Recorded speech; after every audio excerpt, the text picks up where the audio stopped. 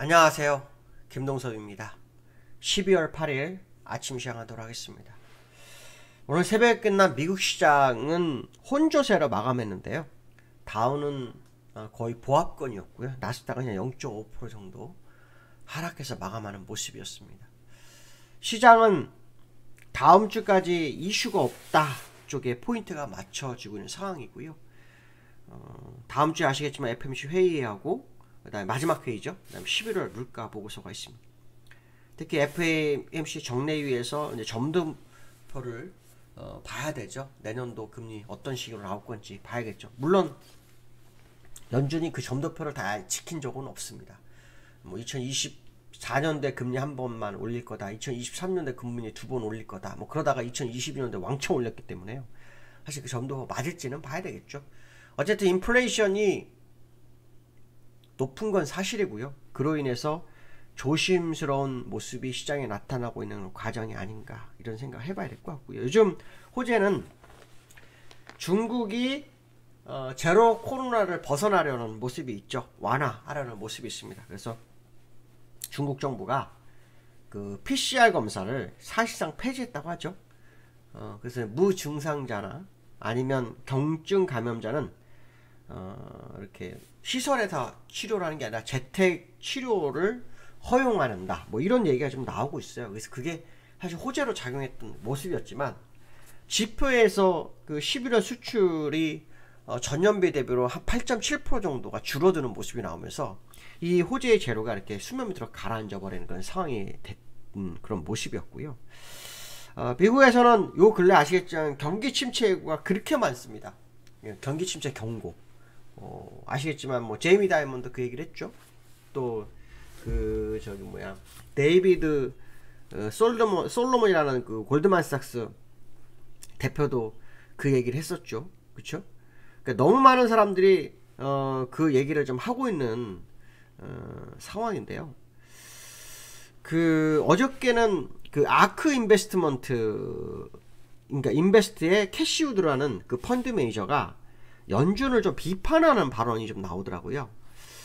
근데 이 사람이 뭐 이번만 비판한 게 아니라 예전에도 한 번 더 비판을 했는데요. 그가 얘기한 건 뭐냐면 그 국채금리 2년물하고 10년물 요 스프레이드가 현재 마이너스 80 정도가 된다는 거죠. 근데 이게 굉장히 확대되는 건데 이게 이제 그 채권 시장에서 연준이 심각한 실수를 뭐 저지르고 있는 신호다. 뭐 이런 식으로 지적을 하는 그런 모습인데요. 그가 말하는 것 중에 하나는 뭐냐면 과거 인플레이션이 두 자리 숫자였던 1980년대 그때보다도 지금 그 2년물과 10년물의 수익률 곡선이 그 역전이 더 심화됐다라는 거죠. 그런데 이게 굉장히 좀 조심해야 되는 게 아니냐 이런 얘기를 하고 있고요. CT도 이런 얘기를 합니다. 30년물하고 3개월물의 금리 역전은 매우 드물게 발생하는 건데 이게 지금 발생을 시도하고 있다는 거죠. 그래서 경기가 위축될 가능성이 더 크다라고 시장을 해석하는 그런 과정이다 이렇게 얘기를 하고 있어요.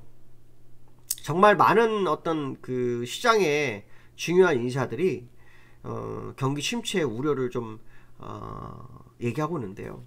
웰스파고의 그 아지아르 이크발이라는 그 보고서에서 이런 얘기를 합니다. 모든 금융지표들은 침체가 다가오고 있음을 가리킨다. S&P 500 지수가 지난 몇 차례 주기 동안 침체에 앞서 약 평균 4개월의 시간을 두고 고점에 이르는데 수익률에서 역전 감기 시장 분명 내년 침체를 준비하고 있는 그런 모습이다. 이런 얘기를 좀 하고 있어요. 그래서 시장이 좀 많이 흔들릴 수 있다는 것을 우회적으로 지금 시장의 얘기를 굉장히 좀 많이 하고 있는 그런 과정이다라고 보시면 될 것 같고요. 특히 지난번 주가 10월달에 주가가 상승할 때 미국에서 중요하게 봤던 것 중에 하나가 중간선거였죠. 중간선거에서 공화당 압승 우려나 뭐 감세 정책 뭐 이런 쪽에 포인트가 맞춰졌었잖아요.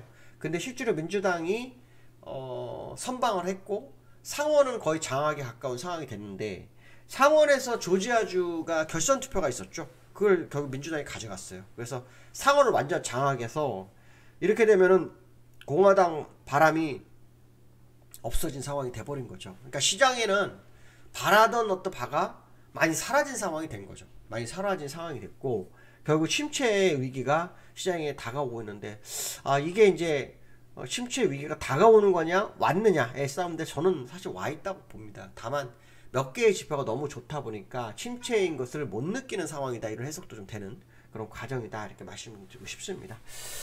자, 오늘 미국 시장을 좀 보면요, 다우는 1포인트 올랐네요. 나스닥은 56포인트에서 0.51% 하락한 그런 상황의 모습이고요.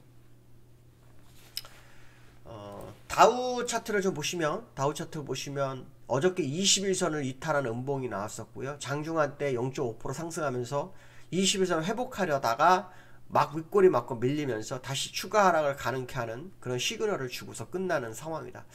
제가 요 며칠 동안 얘기한 것 중에 하나가 뭐냐면, 이런 식으로 이렇게 추세선을 타고 움직이는 상황이라면 보통 경우는 주가가 급하게 빠지는 경우가 있거든요. 그래서 제가 볼 때는 결국 이 저점을 향해서 갈 확률을 열어두고 보시는 게 좋지 않을까라고 계속 말씀 좀 드리고 싶고요. 나스닥은 오늘도 0.5% 하락했죠. 장중 한때 0.22% 정도 상승했다가 마이너스 0.95까지 갔다가 낙폭을 좀 줄이고 끝나는 상황인데요. 지금 61선 이탈하는 그런 모습이죠. 기술적으로는 이 전 저점을 깰 확률이 굉장히 커지고 있는 상황이라서 새로운 저점을 향해 움직일 소지를 좀 열어두고 보실 필요성이 있지 않을까. 기술적으로는 상당히 어려운데 다우가 아직도 버티고 있어서 시장이 상당히 좀 강한 모습이다, 이런 해석도 되는데요. 제가 볼 때는 다우도 이제 재료가 없는 상황이죠. 재료가 없습니다. 계속 재료를 이전에 있었던 걸 이용하죠. 사실 지금 경기 침체 얘기도 하루 아침에 나온 얘기가 아니에요. 몇 달 전부터 얘기가 있었고, 제이미 다이먼과도 계속 언급했던 부분이고요. 마크 모비스도 그 얘기를 해서 침체 얘기를 하면서 금리를 뭐 9%까지 끌어올리는데, 이런 얘기도 했었다는 거죠. 이제 중요한 건 뭐냐면, 이제 연준 의원들 사이에서 이 얘기가 나오는지가 되게 중요하죠. 연준 의원 사이에서 침체에 대한 발언이 나오는지 안 나오는지, 이것도 좀 봐야 되겠죠. 이게 양날의 칼입니다. 침체하면 금리를 인상을 못할 거야 생각했지만, 인플레이션을 못 잡으면 문제가 심각하기 때문에 연준 입장에서는 그동안 금리를 공격적으로 뭐 한 것처럼 보이지만, 제가 볼 때 공격적이지 않았거든요. 그래서 그런 부분들이 결국 연준으로서는 굉장히 큰 실수를 가져오는 게 아닐까, 그런 생각 한번 해봐야 될 것 같고요. 두 번째로는 올해 마지막, 제가 마지가라고 써놨네, 죄송합니다. 마지막 쿼드러블 만기입니다. 올해 마지막 쿼드러블 만기인데요. 오늘이 그날이죠. 제가 이제 이에선 잘 보여주질 않는데요. 옵션 포지션을 좀 오늘은 좀 누적으로 한번 잠깐 보여드릴 것 같으면, 현재 보시면 310, 지금 308점인데요. 여기가 외국인 매도가 깨진 상태예요. 308 정도 여기가 지금 들어오는 상태죠. 기관도 지금 이게 깨져서 손실이, 이게 이익이 났어도 이게 손실이 나는 그런 과정이고, 이건 다 없어지는 상황이 되어 있어.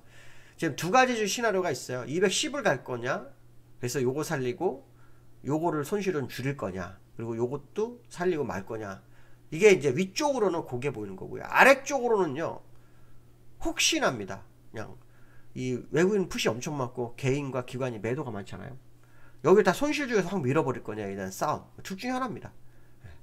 밑으로 밀면 엄청 밀 거고요. 위로 가면 310 정도가 수익이 나는 과정. 그러니까 지금 어떻게 보면 310 쪽이라 그러면 위쪽으로 얼마 안 남죠. 1.8포인트, 그렇죠? 0.8% 정도나 1% 정도의 상승을 위로 갈 건지, 아니면 황당하게도 이거를 살리고 이걸 죽이고 이걸 왕창 살려서 이걸 다 무너뜨릴지. 결국 여기에 딱 보니까 외국인들의 입장이 제일 크겠구나. 결국 외국이 공격적 하방이냐, 아니면 그냥 기관의 방어에 맞춰서 상방을 할 거냐, 이 싸움인 그런 하루가 되겠다, 이렇게 말씀 좀 드리고 싶고요.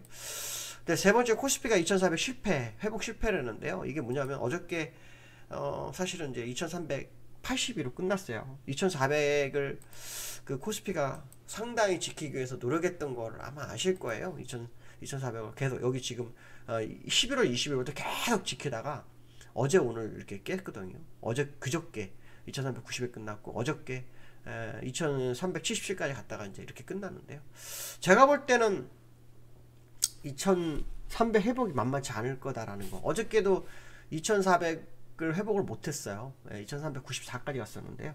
제가 볼 때는 메우기 쉽지 않고, 방향성은 조금 밀릴 확률을 좀 열어두고 보시는 게 더 현명하지 않을까. 세계 시장이 재료가 없어요. 이게 중요하죠. 재료가 없다는 것은 올릴 힘이 없다라는 거와 똑같기 때문에 주의해서 나쁠 수밖에 없는 시장의 모습이 아닌가, 이런 해석을 해볼 수 있을 것 같습니다. 오늘 여기까지 하겠습니다. 감사합니다.